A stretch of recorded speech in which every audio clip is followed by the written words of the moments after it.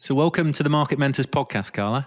Thank you. Thanks for having me. No worries. So before we get stuck into this one, I'd love to know what your relationship is with marketing ops. Okay, how long have you got?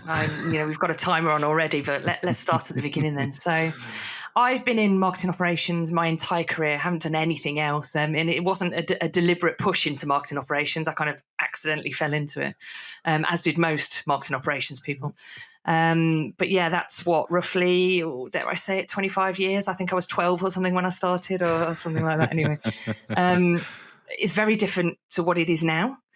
Back then, it was very administrative, almost factory-like, getting things out for big marketing teams. But as technology started to emerge and things started to change, roughly 2010-ish, I started to help businesses with dynamic communications, and that's where modern day MOPS started to feel like it was emerging a little bit. So, after a stint of helping some large blue chip businesses in the city, I could hear people talking about MOPS, and I could feel the emergence of marketing operations coming, even people just asking, quick questions around it.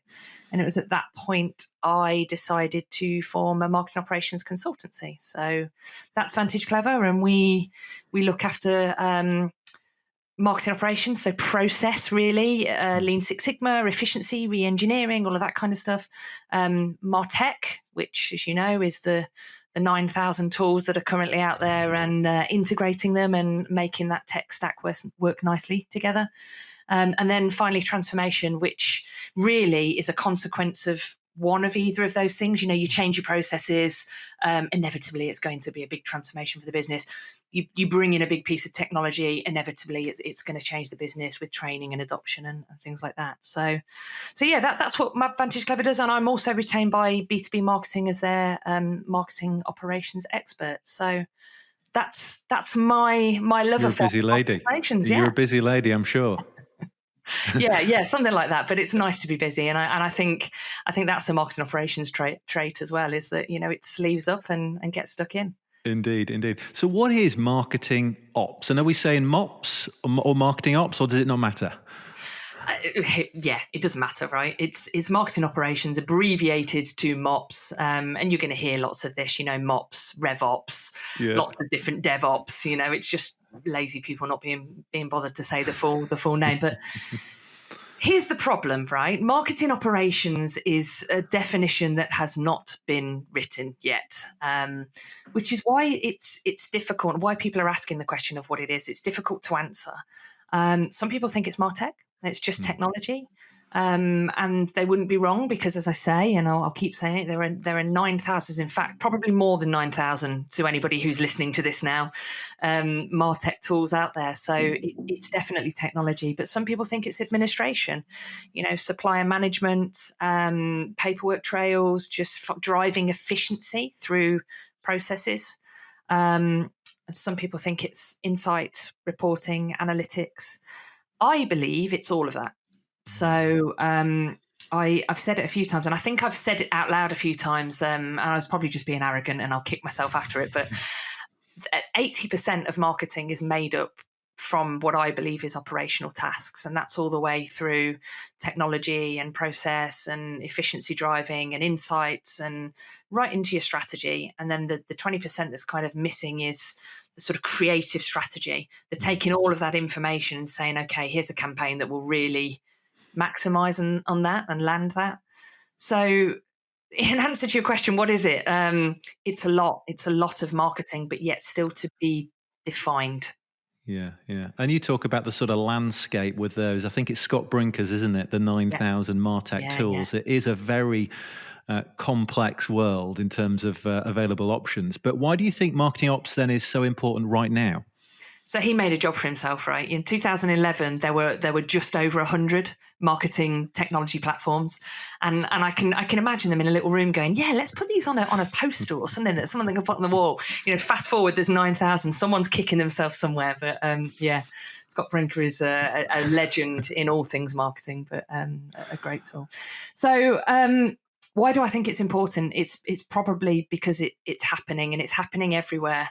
Even having this podcast now, we were never asked to comment on podcasts a few years ago. Suddenly, there's 4, 5, 6 of them happening that I'm contributing to. But I think if I could sum it up to into layman's terms, it would be dilution. So at the heart of it is dilution. And what I mean by that is, even if it's technology, even if it's process, even if it's reporting and analytics, you have to have a specialist looking at that. Otherwise, there are right now businesses up and down the world diluting the roles of their talented people because they're doing everything. You know, they're jack of all trades. And I've got a bit of an analogy that's probably going to take me a while to explain, so I'm going to go for it, and you can edit this how you want, Matt. But it's a football analogy, normally, because I'm normally talking sort of white middle-aged men, so it fits in quite nicely. But if you've got a team of 11 strikers, it's going to be a really bloody ineffective team. Well, it might not actually, but you can see at the front it might be good, at the back it won't be. And I'm sure there's some analogy with some comparison with football teams in the Premier League right now, given what's happening in the news. But anyway, indeed.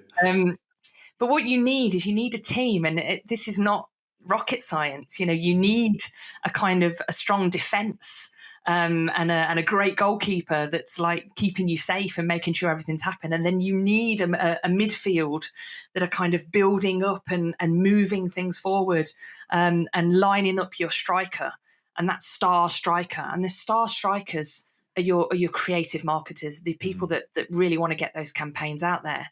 Now, if you don't build a team around that striker, or you put the striker in goal, now there are some strikers that I'm sure will put the gloves on, but are you David James or David Beckham? That depending on how old you are, I don't know whether you'll understand that, but I do. You kind of have to pick the role that you shine in and put people into roles that shine. So dilution, I think, is why it's so important now, that when you've got a team full of lots of marketers, put them in the places where they shine, and inevitably some of those are marketing operations. And it's interesting what you say, because the role of a marketeer, I think, is much more tricky these days, because you've got extra complexity, you've got data, technology, as well as all the other bits that we were talking about previously, creativity. And actually those things don't necessarily go together sometimes. You're never really creative and also really good at data. Yeah, exactly. Yeah, it is. And you want people to shine in the roles that they do. And yeah, I've got so many examples. Yeah, I had a guy that worked for me who came in, great creative marketer. We brought him in to execute some amazing campaigns. And he spent 3 weeks talking to suppliers and trying to get them through onto the preferred supply list. And you just think, wow, this guy's failing in so many ways, but we failed him because we've diluted his talent. Yeah. But it's happening everywhere. Look, I can't, by the way, but if I'm a tank driver, I can drive a tank. Do you really want me to fly the plane? Yeah. Well, they might need somebody actually looking at the news, but we'll not dive into that one. So bearing in mind, we're sort of talking about building then a sort of world-class marketing ops team then. What sort of businesses do you think should have a marketing ops team in the first place? So I think if you do marketing, you should be considering operations, period. Not necessarily in employing people, but you should be looking at it. But once you get to a certain size as a business, and by that I mean a business that wants to produce effective marketing, that wants to understand how its marketing has worked, not somebody that's kind of doing it off the side of their desk and they think it's helping revenue somewhere. Once you really want to get into the data that sits behind your marketing and let it influence your marketing, or if you want to automate some processes and get some time back and some resource back, that's when you need to start thinking about operations. And then particularly businesses that have large marketing teams already, you really do need to think about what operational roles are within that business and who's performing them. Because, and another analogy that I always use is a gambling one. All marketing is just a gamble. That's all it is. There is not one of us who knows exactly what's going to happen when they put a campaign on, even with the best data and insight in the world. But there are some very rich gamblers out there. There are some people that understand where to put their bets. And that's because they've watched the markets, they've seen the stats, they do deep analysis of what they're gambling into. And that's exactly what marketing needs to be. And that's where the marketing operations team really sit, just understanding what's happening with marketing and then advising on the best way to execute it, the technology to use, the processes to make it efficient. So yeah, as soon as you start to get in that, I want to understand my marketing and I want to understand what works, that's when you need some operations. Makes sense. And I guess the first step then is hiring one person, or at least perhaps moving someone into a sort of dedicated marketing ops role then. But what profile should that person have, and how do you think they should be set up for success? Yeah, and I've said before, I think there should be a CMO and the first hire should be a marketing ops person. Again, that might be a bit of an arrogant, misguided statement, and it's very simple to put it that way. But remember what I said about 80% of a marketing process being marketing operations activity. So how many companies fill their marketing departments with that in mind? They don't. They get talented marketers and then you're diluting them. You're not getting the results you want from them. And certainly, even if you are getting results from them, they're not as good as they could be if you've got a star team around them to support them, to allow them to be brilliant. So having that strong team means that you've got to hire at least one person that understands marketing operations and can make it happen. So that one hire, I would suggest, is not just a tool user, a tech user, a Marketo and a Loco, or a Salesforce user. I would suggest it's somebody that understands the breadth of marketing operations and can really understand how to make an impact in marketing and the business by adopting the skill sets and the methodology, really. Yeah. And do you think they need to have been in a marketing ops role before then, or do you think they just need to be showing certain traits then in the job that they're doing right now? Here's where it's tricky, right? And we've had a preamble conversation around this, but it's for you to hire someone in marketing operations, they either need to be someone like me who understands and is invested in and deep-rooted marketing operations. Yeah. But there are lots of people out there, and particularly younger people, that don't even know they're in a marketing operations world. They think that they're a tool user, a Marketo user, a Salesforce user or whatever. Or they will think that they are an admin, or a supplier manager or something like that. So when you write an advert to attract a marketing operations person, it's quite difficult to know it will get under their nose. And likewise, the definition's not written. So it's even more difficult to write the job profile. So it's tough. And I'm not going to say it's an easy thing for you to do, but there is definitely a mindset to an operations person. And I've always called it dreaming and doing. So dreaming is a real creative marketers, and the doing, the actual making things happen, is a marketing operations skill. So you can find it in people that don't identify as marketing operations. You just need to find somebody that's very good at doing. And I think of the mindset of marketeers who have that sort of thought about, okay, well, how could this process be improved? How could we use automation to actually, give us time back? And it's that Absolutely. kind of sort of, they just get passionate about that. You find they're in the tools more than perhaps doing the sort of writing or something like that. So they kind of lean to it sort of naturally. Absolutely. And we don't want to give Scott Brinker any more, kudos than we've already given him, but there's 9,000 tools out there. Yeah. So you need somebody that's invested in understanding that and researching that and knowing how they can bring that new technology and functionality back to your business. Are you going to put your star striker on that? Mm-hmm. Or you're just going to dilute them further. So, you need to make sure you've got somebody that can bring that to your table. Makes sense. And let's say we're talking about a business that has a marketing ops team in place already then. What 2 or 3 things should they be doing to make it best in class? Yeah, so I've seen a lot of companies that have marketing operations or MOPS people. MOPS, people that are maybe inverted commas for the podcast, people who are doing the roles and have the skills, maybe not even called that. I've seen MOPS people who are in different departments in the business, insights and data intelligence, and arguably it's all the same thing if it's contributing to marketing activity. But what I would say is if you really want to see success from your marketing operations team, you need to get them a seat at the table.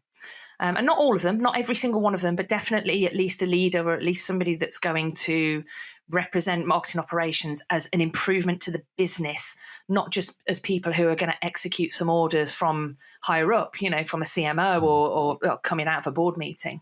There needs to be somebody. Marketing operations is a real business improvement. It's there to, as I say, find efficiency in processes. That's business improvement. It's there to read data and analyze it and understand how you can replicate winning campaigns or prevent wasting money on ones that don't work. That's a business improvement. So you have to get them at the table and you have to feed them with all the data that they can then turn into something useful for you. So anybody who has MOPs, make them something and get them a seat at the table. Yeah, because you talk about, I think, in one of your talks that you've done for B2B marketing about strategy becoming strategy first and then marketing ops next. I'm assuming that some businesses kind of work the other way then. They get the tech solution in place and think, oh, do you know what? We probably need some help around this, and then think about marketing ops. Definitely. And when I say strategy first, it's kind of strategy before tool, not necessarily before marketing ops. Marketing ops, I think, should be up there helping you with your strategy because they're going to know the tools. They're going to know what works and what doesn't work. But what I mean by that is don't go, and it's magpie syndrome, it's pretty bright, shiny thing. I need. And if you're a large business, then you fortunately have the ability to purchase tools without too much effort. And I know there will be RFP processes, and I know you'll say you've got a stringent procurement process or whatever, but ultimately, let's all be very honest. If there's a tool that you want and you believe in it enough, you will get it if you can afford it. Yeah. So what I mean by strategy first is understand that tool is going to deliver everything you need. I've seen tools being purchased and then taken out because they didn't work in a European market as well as an American one or so on and so forth. So, but your marketing operations people, they will be obsessed with technology. They will understand what's out there. They will be, in dark rooms on digital conferences and reading books and geeking out on whatever's out there. And they're going to help you to define that strategy and then make those decisions. But strategy first. Who are you? What are you doing? What do your customers even want? It's not even about you. It's about your customers. Create something that they want. Then build some process, get your technology, execute, monitor, and then prove whether it worked or it didn't. Yeah, and a hot topic now at the moment I'm hearing lots of people talking about is kind of leads. How do we define a lead? What is an MQL? What's an SQL? Yeah. Should we be focusing on MQLs? Because, there's a lot of noise about companies really sort of driving money behind getting MQLs, but actually, when you look at the conversion rates of MQL to sale, it's pretty small. The return isn't great. It's as simple as that. You've just said it like that. So, can I get you loads of leads? Yeah. How many do you want? I'll get you as many. Give me whatever number you've got, and I will get you those leads. What I won't necessarily get you is quality leads that will convert.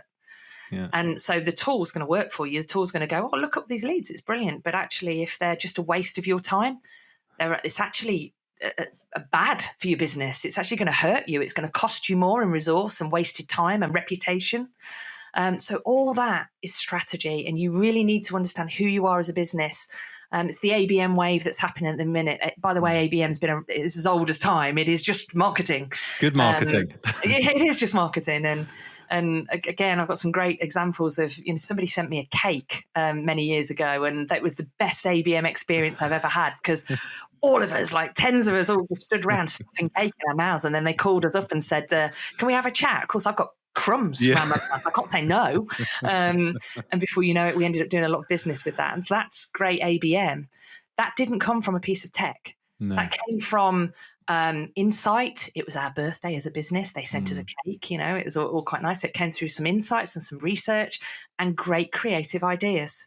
But the execution, your MOPS team would have done that and would have helped you with it. So the strategy and all that leads to your tool. And do you think we get a bit too focused on the tech? I mean, tech companies are pretty good at marketing to us, aren't they?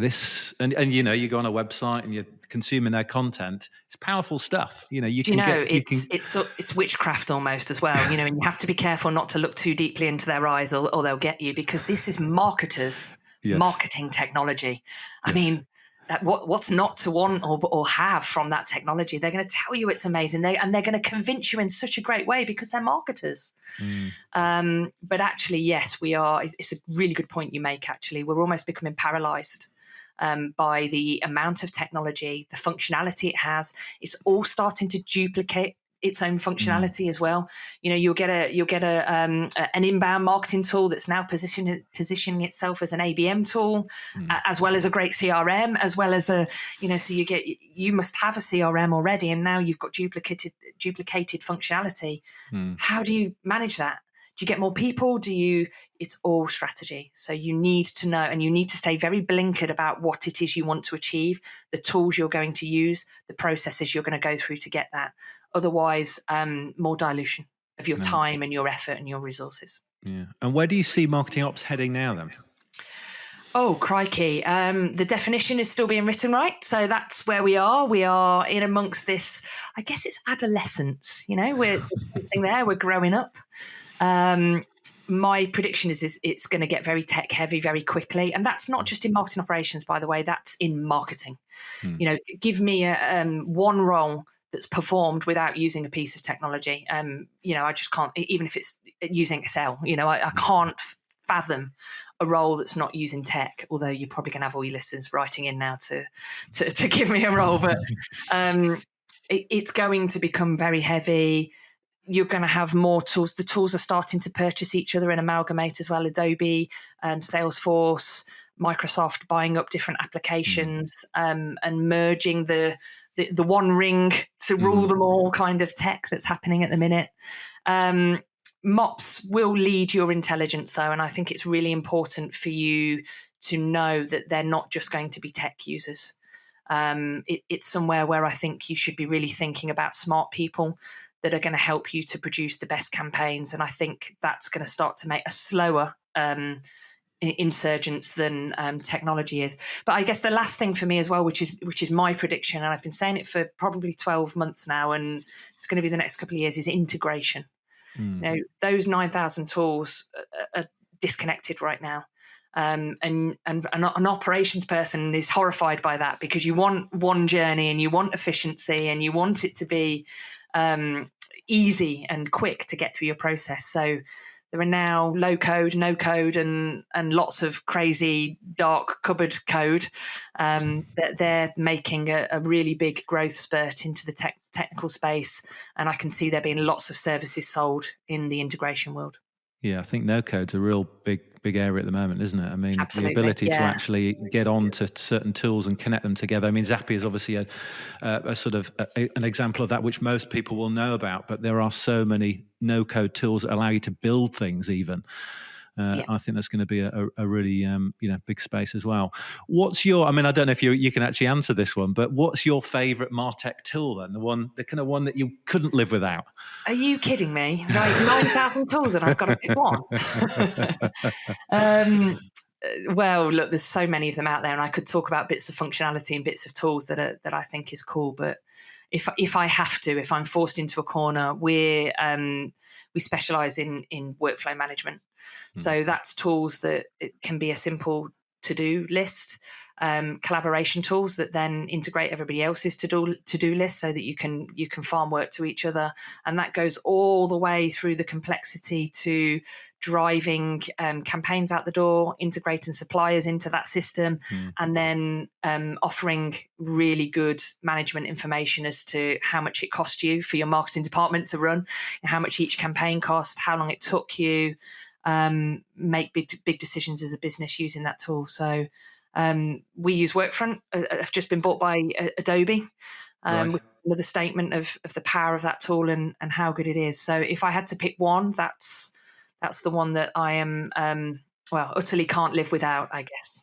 Oh, I like Trello. It keeps me, it keeps me organised. Yeah, It's everything I need. And in the workflow management space, and again, I could talk about this all day long because it's something I'm hugely passionate about, and we specialise in as a business. But whether it's Trello, whether it's Workfront, whether it's Rike, Jira, Monday.com, I can go on and on, or whether you are using an Excel spreadsheet to your own standards and your own ability, that's absolutely fine.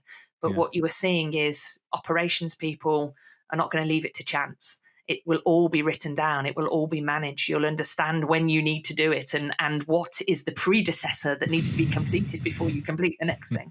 And that's where efficiency is driven from. Yeah, great stuff. So where should people go to learn more about this? I mean, I'm talking to, we speak to a lot of marketing ops people that are the only marketing ops person in a business. They're not necessarily reporting into other marketing ops people. For them, then in particular, where do you think they should go to learn more to interact with people like yourself and their peers? Yeah, and fortunately, unlike 25 years ago, there's now a real growth of places for you to go and have conversations or learn. And there's an interesting wave happening at the minute where communities are being born, but there's not an awful lot of interaction. There's not a lot of conversation. It's more around reading, learning, educating, taking things on. So if you go somewhere and there's not the conversation that you want, don't worry too much about that. Just preen out of it what you need. But first thing I would say is B2B marketing, obviously. They've created not just a place for marketing operations, but actually the place, the community to go for all marketers. So I'm marketing operations. There's also strategy and data, customer experience, campaigns. It goes on and on. So they're building, and always have, for the last 17 years, have built a place for people to go and discuss and find new things. So you'll find me there, as well as some of the other experts. There's podcasts popping up all over the place, just like this. I have a podcast myself that's helping us with another MOPS expert, Simon Daniels. We've put this podcast together primarily to help write the definition. So we invite leaders, once one in marketing operations and one in marketing, and we invite them onto the show to discuss with us what they think marketing operations is and what it looks like and what the definition is to them. Is it a tussle? Is it a tussle? Are they, hang on, I want this. No, no, I don't want that. I want this. No, and do you know what? It's been, of anything, it's been an educational piece for me. Yeah.